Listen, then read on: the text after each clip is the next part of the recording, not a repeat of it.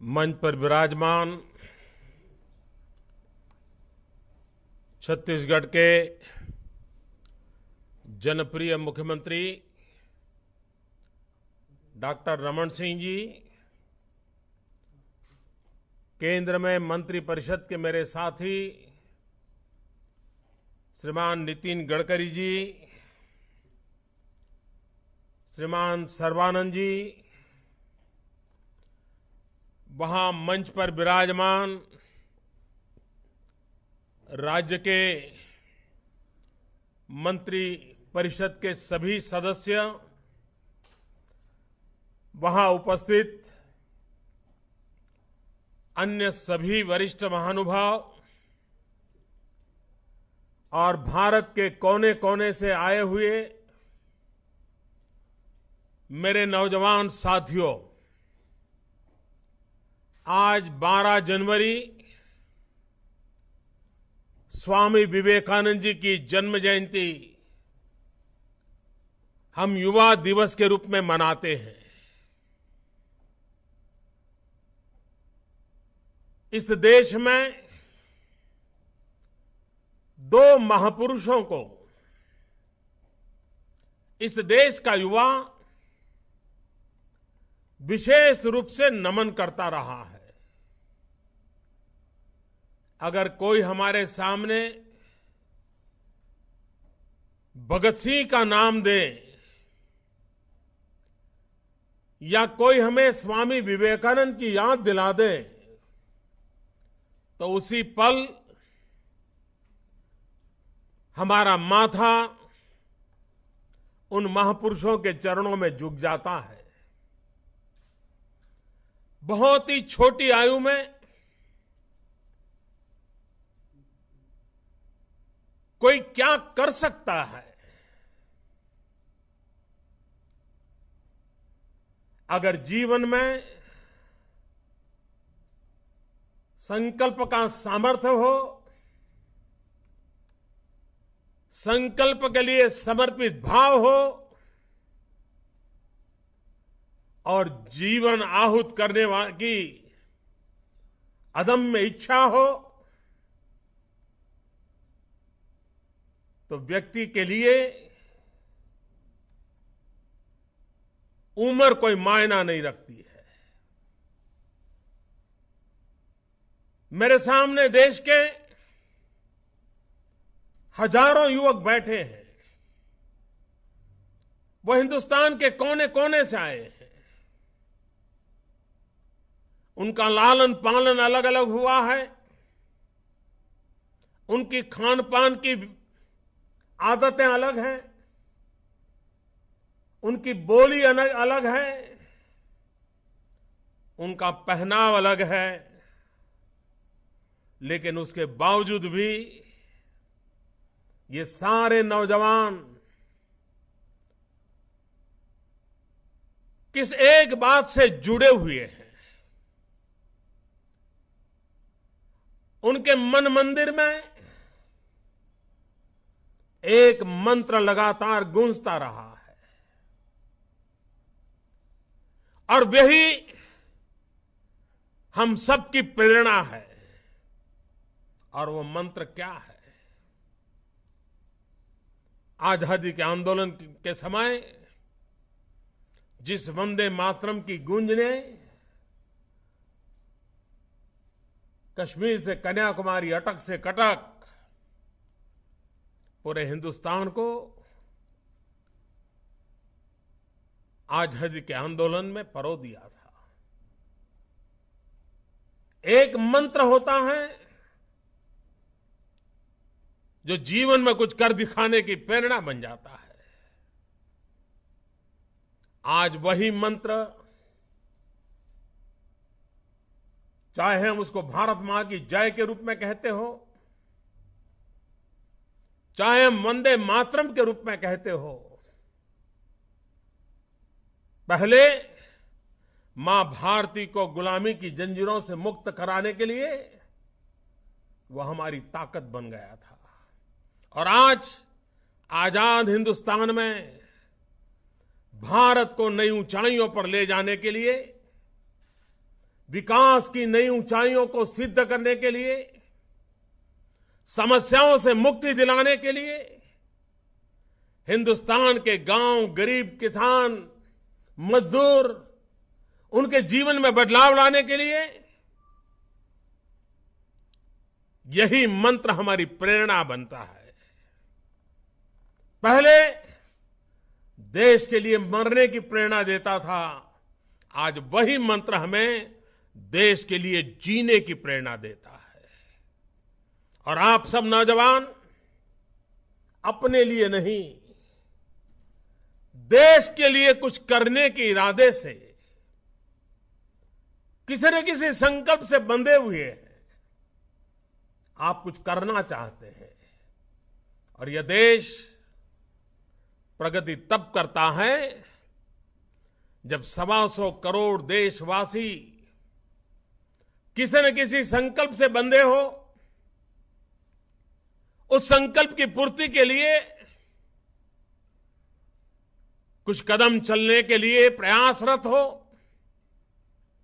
मंजिल को पाने के लिए अविरत कोशिश करते हो, तो देश अपने आप उस मंजिलों को पार कर जाता है। आज पूरे विश्व का परिवेश देखें, पूरा विश्व आज भारत की तरफ एक बड़ी आशा भरी नजर से देख रहा है। क्यों? इसलिए कि हिंदुस्तान एक संभावनाओं का देश है। अपार अवसर जहां इंतजार कर रहे हैं, दुनिया इसलिए हिंदुस्तान की तरफ देख रही है क्योंकि आज हिंदुस्तान विश्व का सबसे युवा देश है। 65% जनसंख्या 35 से कम आयु की हो, वह देश कितना सौभाग्यशाली है कि जिसके पास कोटि कोटि युवा हृदय हैं, युवा लोग हैं। और जहां युवा होता है वहां संकल्पों की कोई मर्यादाएं नहीं होती, सीमाएं नहीं होती है। कभी कभार हमारे देश में युवा की परिभाषा को लेकर के अलग अलग हमें बातें सुनने को मिलती है। शास्त्रों से लेकर के अब तक युवा की परिभाषाएं बहुत हो चुकी है। हर किसी का अपना नजरिया होता है। कुछ लोगों के लिए उम्र का दायरा ये युवा की पहचान के रूप में माना जाता है। मैं कभी कभी सोचता हूं कि युवा ये परिस्थिति का नाम नहीं है, युवा ये मनस्थिति का नाम है। मनस्थिति है जो युवा की परिचायक होती है। जब कोई व्यक्ति अपने बीते हुए पल को बार बार बार बार याद करता है, दोहराता रहता है, तो मैं सीधा सीधा अर्थ ये निकालता हूं कि वो अपनी युवानी खो चुका है, वो बुढ़ापे की ओर चल दिया है। लेकिन जो बीते हुए कल को बार बार दोहराने के बजाय आने वाली कल के सपने संजोता रहता है, वो उसके लिए मेरा मन हमेशा कहता है कि वो सच्चे अर्थ में युवा है। अगर आप अपने आप को युवा मानते हो तो युवा वो है जो बीते हुए कल की बातों को दोहरा करके अपने समय को बर्बाद नहीं करता है, लेकिन जो आने वाले सपनों को संजो के लिए पल पल प्रयास करता रहता है और हर सपनों को साकार करने के लिए अपने आप को खपा देता है। देश भर से आए हुए युवा उन सपनों का संपुट है। हम देश भर के लोग विविधताओं के बीच यहां बैठे, क्या कारण है? वो कौन सा कारण हमें जोड़ रहा है? सद्भावना, ये अपने आप में एक बहुत बड़ी शक्ति होती है। क्या हमारे अंदर एक दूसरे के प्रति आदर भाव न होता, सद्भाव न होता, अपनेपन का कोई नाता न होता, तो हम इतनी अपनेपन से जुड़ सकते क्या? भारत विकास करना चाहता और आज बार आपके इस युवा परिषद का विषय भी बड़ा महत्वपूर्ण है। एक तरफ व्यक्ति का, उसके सामर्थ्य का और युवा से जुड़े हुए विषय को लेकर के आया है, उसका एक पहलू है स्किल, दूसरा है भारत का क्या हो तो कहते हैं विकास, और तीसरी बात आपने कही है कैसे हो तो वो है सद्भाव। क्या, क्यों, कैसे, इस बात को लेकर के इस समारोह को आप 4 दिन चर्चा के लिए आज प्रारंभ कर रहे हैं। अगर हमारे देश में एकता नहीं होगी, जन जन के प्रति सद्भाव नहीं होगा, आदर भाव नहीं होगा, दूसरे की परंपराएं, दूसरे की विचार, उसके प्रति अगर सम्मान का भाव नहीं होगा, तो शायद भारत को प्रगति में रुकावटें आएगी, विकास में रुकावटें आएगी। और इसलिए समय की मांग है और हर नौजवान के जीवन का एक व्यवहार है कि हम शांति, एकता, सद्भावना, जो भारत जैसे विविधताओं से भरे हुए देश के लिए प्रगति की गारंटी है। भारत के पास सब कुछ हो,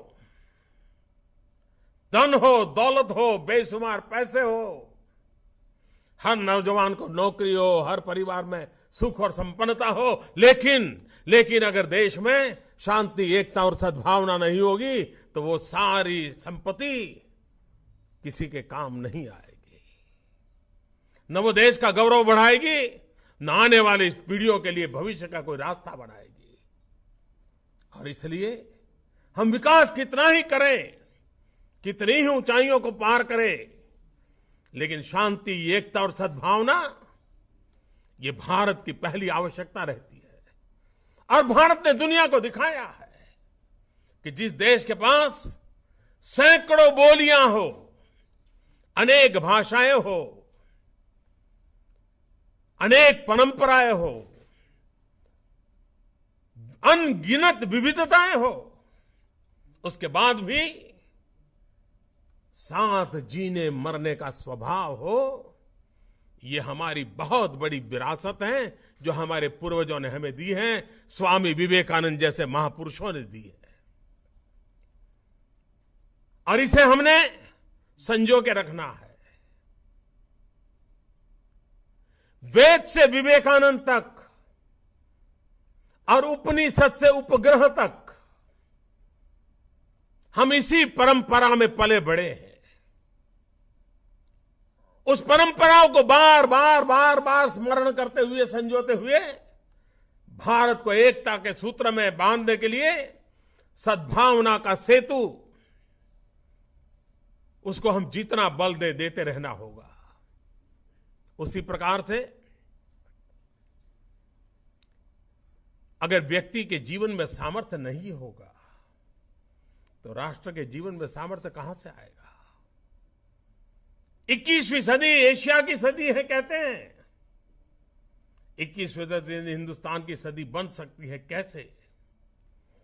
जब हम हमारे देश के युवा शक्ति के सामर्थ्य को पहचाने, विकास यात्रा में उसको परोएं और विकास की ऊंचाइयों को पार करने के लिए उसे हम अपना भागीदार बनाएं, तब जाकर के हम राष्ट्र के सपनों को पूरा कर सकते हैं। अनेक मार्ग हैं, उसमें एक महत्वपूर्ण मार्ग है हुनर, स्किल डेवलपमेंट। हमारे देश के नौजवान के हाथ में सिर्फ कागज और कलम होगी तो देश आगे नहीं बढ़ सकता है। अपार ज्ञान का भंडार तो हो ही हो, कागज और कलम का सामर्थ्य तो हो ही हो, लेकिन देश को आगे बढ़ने के लिए हुनर चाहिए, स्किल चाहिए। बदले हुए युग में जहां टेक्नोलॉजी एक महत्वपूर्ण रोल अदा कर रही है, भारत के एक मैन्युफैक्चरिंग हब बनने की संभावना है। अगर भारत दुनिया का एक मैन्युफैक्चरिंग हब बन सकता है तो उसकी पहला कारण यह नहीं है कि हमारे पास रॉ मटेरियल है, पहला कारण यह नहीं है कि हमारे पास मार्केट है, पहला कारण यह नहीं है कि हमारी आवश्यकता है, पहला कारण यह है कि हमारे देश के पास, नौजवानों के पास अगर हुनर है तो वो सबसे बड़ी ताकत है। और इसलिए हमारी सरकार ने स्किल को, हुनर को बहुत महत्व दिया है। देश की आजादी के बाद पहली बार स्किल डेवलपमेंट एक अलग मिनिस्ट्री बनाई गई, स्किल डेवलपमेंट की अलग पॉलिसी बनाई गई, स्किल डेवलपमेंट के लिए अलग बजट बनाया गया। और हिंदुस्तान में एक ऐसी जाल बिछाने की कोशिश है कि गरीब से गरीब व्यक्ति, अनपढ़ से अनपढ़ व्यक्ति भी अपने जीवन में कुछ करने के लिए इच्छा करता है तो उसको सीखने का अवसर मिलना चाहिए, उसके हाथ में कोई हुनर होना चाहिए। और वो हुनर को प्राप्त कराने के लिए सरकार पुरजोश प्रयास कर रही है। हमारे छत्तीसगढ़ में रमन सिंह जी ने तो स्किल को एक अधिकार के रूप में डेवलप किया है। उन्होंने कानूनी व्यवस्था का प्रयास किया है। मैं पिछली बार जब छत्तीसगढ़ आया था तो स्किल डेवलपमेंट में किस प्रकार के उन्होंने काम की रचनाएं की हैं उसको मैंने अपने आंखों से देखा था। जहां नक्सलवाद नौजवानों को गुमराह करने के लिए भरपूर कोशिश करता है, उसी इलाके में उसकी छाती पर स्किल डेवलपमेंट के द्वारा सपनों को सजोने के प्रयास छत्तीसगढ़ में हो रहे हैं। ये बधाई के पात्र है। और जब आप छत्तीसगढ़ में हैं तो आपको बहुत सी बातें सुनने को मिलेगी कि नौजवानों के विकास के लिए क्या क्या वहां हो रहा है।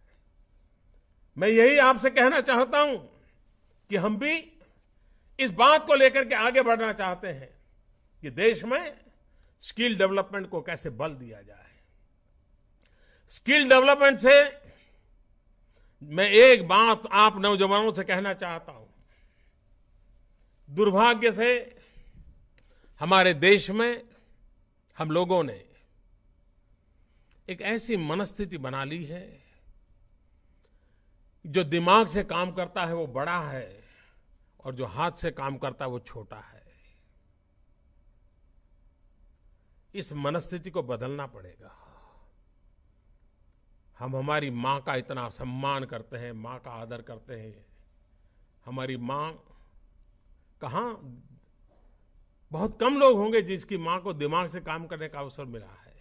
बाकी सब हम लोग ऐसे हैं जिनकी मां हाथ से काम करती है, कपड़े धोती है, खाना पकाती है, झाड़ू लगाती है, और उस मां का हम सम्मान करते हैं, मां का गौरव करते हैं।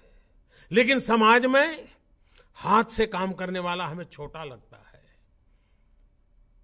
बढ़िया कपड़े पहन करके टेबल कुर्सी पर बैठा हुआ बाबू हमें बड़ा लगता है, लेकिन हमारी ऑटो रिक्शा का ड्राइवर हमको छोटा लगता है। कोई प्लम्बर, कोई मैकेनिक, कोई टर्नर, कोई फीटर, कोई वायरमैन, कोई फूलों का गुलदस्ता बनाने वाला, ये हमें छोटे लगते हैं। हमारी ये मानसिकता हमें बदलनी होगी।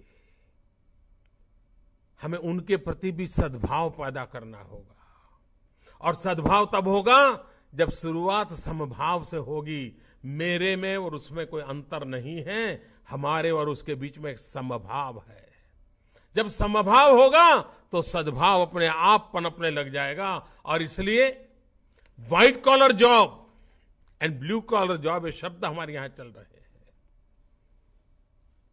जो अपने पैरों पर खड़ा है, जो अपने हाथ की ताकत से अपनी जिंदगी बनाता है, जिसकी उंगलियों में नया करने का दम होता है, उससे बड़ा गौरव करने के लिए क्या हो सकता है। और इसलिए हम स्किल डेवलपमेंट पे बल देना चाहते हैं। हम समाज में एक मनोवैज्ञानिक बदलाव लाना चाहते हैं। कोई काम छोटा नहीं होता, और इसलिए हमने एक मूवमेंट चलाया है, श्रम एव जयते, डिग्निटी ऑफ लेबर। हम बल दे रहे हैं उस पर। और इसलिए कभी कभी क्या लगता है, कितना ही गरीब व्यक्ति हो, उसके मन में मनोवैज्ञानिक प्रभाव पैदा हो गया है कि जब तक बेटा ग्रेजुएट नहीं होता, मां बाप को भी संकोच होता है कि कोई रिश्तेदारों को परिचय क्या करवाए। और इसलिए उसको लगता है ग्रेजुएट होना बहुत अनिवार्य है। लेकिन क्या 7वीं कक्षा पास, 10वीं कक्षा पास बेटा ITI में गया हो और टेक्निकली बड़ा सामर्थ्यवान हो, तो उनको संकोच होता है परिचय करवाने में। ये साइकोलॉजी को बदलना है। ये आवश्यक नहीं है कि हमारे पास ग्रेजुएट होने का प्रमाण पत्र हो और बेरोजगारी की जिंदगी हो। हम 7वीं क्यों ना पास हो, 10वीं पास क्यों ना हो, हमारे हाथ में हुनर होना चाहिए और अपने पसीने से पैसों को पैदा करने की ताकत होनी चाहिए। ऐसी समाज की अवस्था होनी चाहिए। और इसलिए नौजवानों में बल देने का प्रयास हम कर रहे हैं। हम विकास की ओर जाना चाहते हैं।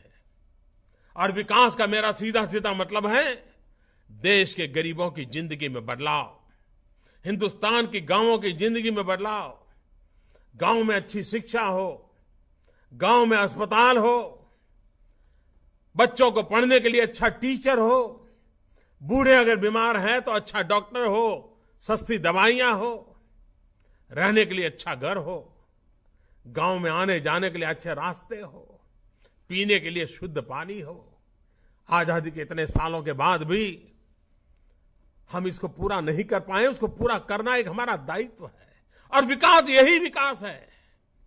विकास यानी ये नहीं है कि हम कितने बड़े बड़े भवन बनाते हैं और कितने बड़ी संख्या में बाबुओं को तैयार करते हैं। और इसलिए हमारा विकास का मॉडल सामान्य मानव की जिंदगी में बदलाव लाना। और सामान्य मानव की जिंदगी में बदलाव लाने के लिए हमने स्किल डेवलपमेंट को महत्व दिया है। आने वाले दिनों में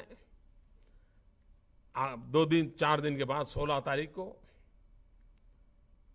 हम एक कार्यक्रम को लॉन्च कर रहे हैं, startup India, stand up India. हमारे देश के नौजवानों के पास कल्पकता के वो धनी है, अनेक नई चीजों की वो उनके पास सोच है। समस्याओं के समाधान के लिए वो रास्ते खोजते हैं। हमारे यहां गांव में हमने देखा होगा, खेत में काम करने वाला व्यक्ति भी अपने आप एक टेक्नोलॉजी डेवलप कर देता है और उस टेक्नोलॉजी से अपना काम कर लेता है। अपनी एक ही मोटरसाइकिल होगी, उस मोटरसाइकिल से 10 प्रकार के काम लेना गांव का आदमी जानता है। इसका मतलब कि हमारे पास इनोवेटिव सोच, इनोवेशन, ये भारत के पास है। लेकिन उसे प्रतिष्ठा कैसे मिले, पुरस्कार कैसे मिले, प्रोत्साहन कैसे मिले, आगे बढ़ने के लिए रास्ता कैसे मिले, उस दिशा में सरकार एक गंभीरता से सोच करके उस योजना को लागू कर रही है। 16 तारीख को जब ये बड़ा कार्यक्रम होगा, आप भी अपने अपने इलाके में कहीं पर वीडियो कॉन्फ्रेंस के द्वारा अगर इस कार्यक्रम में शरीक होते हैं तो आपने शरीक होने का प्रयास करना चाहिए। और स्किल डेवलपमेंट का नेक्स्ट स्टेज होता है स्टार्टअप इंडिया। उसी प्रकार से सरकार ने एक मुद्रा योजना घोषित की है, प्रधानमंत्री मुद्रा योजना। हमारे देश में बहुत लोग हैं जिनके पास कुछ करने की इच्छा है, लेकिन पैसों के अभाव में कर नहीं पाते। वो अनफंडेड है, बैंकों के दरवाजे उनके लिए खुले नहीं थे। हमने बदलाव लाए और बैंकों के दरवाजों को खोल दिया। बैंकों के दरवाजों को खोल करके मुद्रा योजना के तहत उन नौजवानों को पैसे देने का प्रयास शुरू किया है। और मुझे खुशी है कि बहुत ही कम समय में ये जो योजना बनाई, प्रधानमंत्री मुद्रा योजना, करीब करीब 2 करोड़ लोगों को बैंक से बिना कोई गारंटी पैसे दिए गए। इतने कम समय में बैंकों के द्वारा 2 करोड़ लोगों को पैसे मिलना और करीब करीब 80,000 करोड़ रुपए नौजवानों के हाथ में रख दिए। नौजवानों पर मेरा भरोसा है, देश की युवा शक्ति पर भरोसा है। देश के सपने अगर कहीं पर निवास करते हैं तो देश की युवा दिलों में रहते हैं और इसलिए उस पर हमने ध्यान केंद्रित किया है। मैं चाहता हूं कि जो लोग कुछ कर गुजरना चाहते हैं वे नौकरी की तलाश क्यों करें, अपने पैरों पर खड़े क्यों न हो। मैं नहीं चाहता हूं मेरे देश का नौजवान जॉब सीकर बने, मैं चाहता हूं मेरे देश का नौजवान जॉब क्रिएटर बने। मैं ऐसी जिंदगी जीऊंगा कि 2, 4 और 5 लोगों को मैं कोई न कोई रोजगार दूंगा। ये भी हमारा सपना होना चाहिए। मैं रोजगार के लिए तड़पने वाला नौजवान नहीं हो सकता हूं, मैं रोजगार देने वाला एक साहसिक नौजवान हो सकता हूं। और यही तो जिंदगी का लक्ष्य होना चाहिए। क्या मैं औरों के लिए कुछ कर सकता हूं? और एक बार ये सपना लेकर के चलोगे तो कर भी पाओगे। और इसलिए आप अगर उस बात को लेकर के चलते हैं तो मेरा आपसे अनुरोध है, मैं आपको विश्वास दिलाना चाहता हूं, मैं आपके साथ हूं। ये सरकार आपके साथ है, ये पूरा हिंदुस्तान आपके साथ है। आप उस लिए सपने संजो करके लेकर के निकलिए। और इसीलिए स्किल डेवलपमेंट का अपना एक महत्व है, startup India, stand up India का महत्व है, प्रधानमंत्री मुद्रा योजना का महत्व है। मैंने अभी एक स्वच्छता का अभियान चलाया है। 15 अगस्त को मैंने लाल किले से कहा था, लेकिन मैं आज गर्व से कह सकता हूं कि वो स्वच्छता अभियान किसी प्रधानमंत्री का अभियान नहीं है, कोई नरेंद्र मोदी का अभियान नहीं है। देश के हर नागरिक ने इसको अपना बना लिया है। हर कोई उसमें कुछ न कुछ करना चाहता है। अभी मैंने कहा 26 जनवरी को हमारे महापुरुष के जितने स्टैच्यू हैं उसकी सफाई एक नागरिक के नाते हम क्यों न करें। और मेरे पास खबरें हैं कि देश भर में इतने नौजवान आगे आए हैं, इतने स्कूल कॉलेज आगे आई हैं, इतने संगठन आगे आए हैं। इवन मुझे बताया गया नेहरू युवा केंद्र हो, एनसीसी हो, एनएसएस हो, ये सब लोग मैदान में आए हैं। सबने तय कर लिया है कि अब हमारे गांव में महापुरुषों के स्टैच्यू और वो परिसर हम गंदा नहीं रहने देंगे। कुछ लोगों ने तो 26 जनवरी का भी इंतजार नहीं किया है, ऑलरेडी काम शुरू कर दिया है। यही तो देश की ताकत होती है। लेकिन पहला एक समय था, हम सब देखते थे हाँ ये महापुरुष की प्रतिमा है, फिर बात भी करते देखो यार कितना गंदा है, कोई संभालता नहीं है। आज हर कोई चर्चा करता है यार ये हमारे गांव का अंदर ये 6 महापुरुषों के पुतले हैं, उसकी सफाई हम करेंगे। एक नया माहौल बना है। नेहरू युवा के केंद्रों के और एनएसएस एनसीसी के नौजवानों ने इसका बीड़ा उठाया है। मुझे विश्वास है बहुत बड़ी सफलता मिलेगी। इस बार आप पिछले करीब 20 साल से ये समागम करते आए हैं। मेरी आपसे आग्रह है, मेरा आपसे अनुरोध है, इस बार जाने से पहले आप 2019 का कोई संकल्प लेकर के जा सकते हैं क्या? और 2019 तक हम इतना करेंगे। मैं 2019 इसलिए कह रहा हूं कि 2019 महात्मा गांधी की 150वीं जयंती है। महात्मा गांधी को स्वच्छता बहुत पसंद थी। 2019 तक का हमारा कोई टाइम टेबल बना के हम जा सकते हैं क्या? और हम हर महीना उसका लेखा जोखा लें, हिसाब किताब करें, संकल्प तय करें, योजना बनाएं, रोड मैप बनाएं और आंखों को दिखने वाला परिवर्तन ला करके रहें।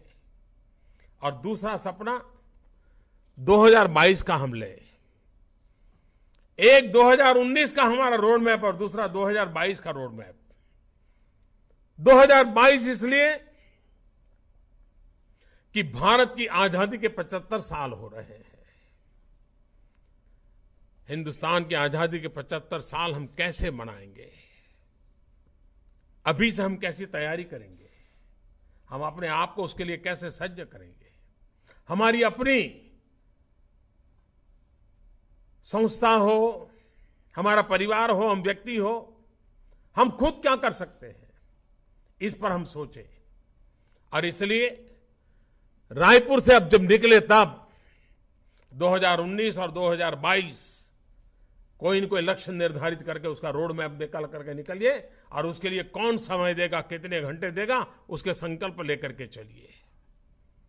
उसी प्रकार से मैं विशेष रूप से नौजवानों को एक बात के लिए आभार व्यक्त करना चाहता हूं कि आज के इस युवा समारोह के लिए मैंने देश के नौजवानों को आग्रह किया था कि आप मुझे नरेंद्र मोदी ऐप, आप मोबाइल पर उसको डाउनलोड कर सकते हैं, नरेंद्र मोदी ऐप पर अपने सुझाव भेजिए।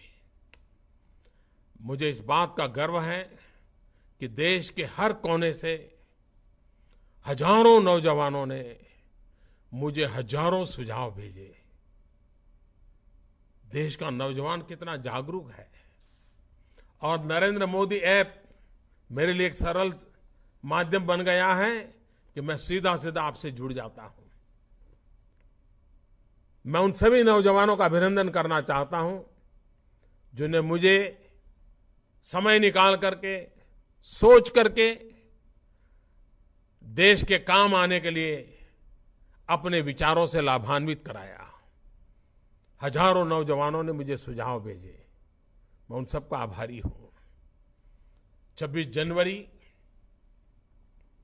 मैंने देश के सामने, देश के नौजवानों के सामने एक विषय रखा है और मैंने आग्रह किया कि हमारे यहां चर्चा होनी चाहिए। अधिकार और कर्तव्य। भारत के संविधान ने हमें दोनों जिम्मेवारियां दी हैं, लेकिन आजादी के बाद ज्यादातर हम लोगों की प्राथमिकता अधिकार पर रही है। कर्तव्य व्यक्तिगत स्वभाव से जुड़ गया, समाज स्वभाव से छूट गया। कर्तव्य सामाजिक स्वभाव बनाना है। कुछ लोगों को कर्तव्य में रुचि हो, वो कर्तव्य करते रहे, इससे देश नहीं चल सकता। 125 करोड़ देशवासियों का कर्तव्य का भी स्वभाव बनना चाहिए। और अगर एक बार कर्तव्यों की हवा बन जाती है तो अधिकारों की रक्षा अपने आप हो जाती है। मैं चाहूंगा कि 26 जनवरी को, मैंने पिछली मन की बात में इस बात को कहा था, कईयों ने इस बात को आगे बढ़ाया है, आप भी इस बात को आगे बढ़ाएं, ऐसी मैं अपेक्षा करता हूं। छत्तीसगढ़ का प्यार, छत्तीसगढ़ की मेहमान नवाजी आप सबको बहुत याद रहेगी। मेरा सौभाग्य रहा, मुझे छत्तीसगढ़ में बहुत लंबे अरसे तक रहने का अवसर मिला है, इसलिए मैं उनके प्यार को भली भांति समझता हूं, उनकी स्वागत करने की परंपरा को भली भांति समझता हूं। लेकिन मैं इस बार इसका मजा नहीं लुटा पा रहा हूं क्योंकि कुछ जिम्मेवारियां यहां भी मेरे सर पर रहती हैं। लेकिन मैं मन से आपके साथ हूं। इस समारोह की मैं सफलता के लिए शुभकामनाएं देता हूं। और आप देख सकते हैं कि संकटों के बीच में भी कैसी जिंदगी गुजारी जा सकती है। छत्तीसगढ़ कुछ वर्षों से नक्सलवाद के कारण परेशान है, माओवाद के कारण परेशान है। और मैं नौजवानों को कहता हूं, हमारे हाथ में हुनर होना चाहिए। हत्या करने के लिए हमारा हाथ कभी काम नहीं आना चाहिए। यह हाथ हुनर से नए सपनों को संजोने के लिए काम आना चाहिए। यह हाथ किसी के सपनों को समाप्त करने के लिए हत्या का कारण नहीं बनना चाहिए। छत्तीसगढ़ के नौजवानों ने माओवाद की इस भयानकता के बीच भी छत्तीसगढ़ को आगे बढ़ाने का भरपूर प्रयास किया है। छत्तीसगढ़ को नई ऊंचाइयों पर ले जाने की कोशिश की है। संकटों के बीच भी समाधान के रास्ते निकाले जा सकते हैं। संकटों के बीच में भी विकास की यात्रा की जा सकती है। संकटों के बीच भी संकल्पों को पूरा किया जा सकता है। ये छत्तीसगढ़ से हम अनुभव कर सकते हैं। आज उस धरती में है, आप रायपुर में हैं, आपको प्रेरणा मिलेगी। मेरी आप सबको बहुत बहुत शुभकामनाएं। और हमारे खेल मंत्री श्रीमान सोनोवाल जी, वो आपके बीच में हैं, बड़े उत्साही हैं। जरूर उनका लाभ मिलेगा आपको। आप सबको बहुत बहुत शुभकामनाएं। बहुत बहुत धन्यवाद।